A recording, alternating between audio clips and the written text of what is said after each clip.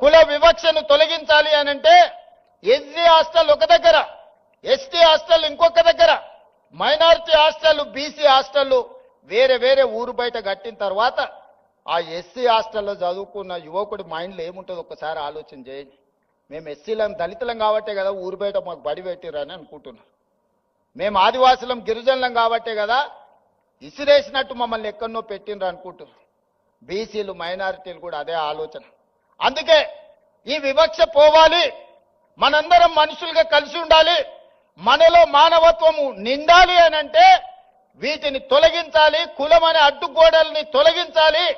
అందుకే young India integrated residential schools SC, ST, BC, minority, upper caste అందరూ కలిసి చదువుకునే విధంగా 100 నియోజకవర్గాలలో each residential school in 25 acres campus 200 కోట్ల రూపాయలు ఒక్కొక్క పాఠశాలకి ఇచ్చి ఈ కులం అనే అడ్డుగోడల్ని తొలగించి అందరు కలిసి కట్టుగా 2500 నుంచి 3000 మంది స్టూడెంట్స్ ఒక్కొక్క పాఠశాలలో దాదాపుగా 100 నియోజకవర్గాలలో 2.5 నుంచి 3 లక్షల మంది విద్యార్థులు ఒక్క దగ్గర కలిసి చదువుకునే విధంగా ఈ రోజు ఆ వివక్షను తొలగించడానికి యంగ్ ఇండియా ఇంటిగ్రేటెడ్ రెసిడెన్షియల్ స్కూళ్ళను మనం ప్రారంభించుకున్నాం.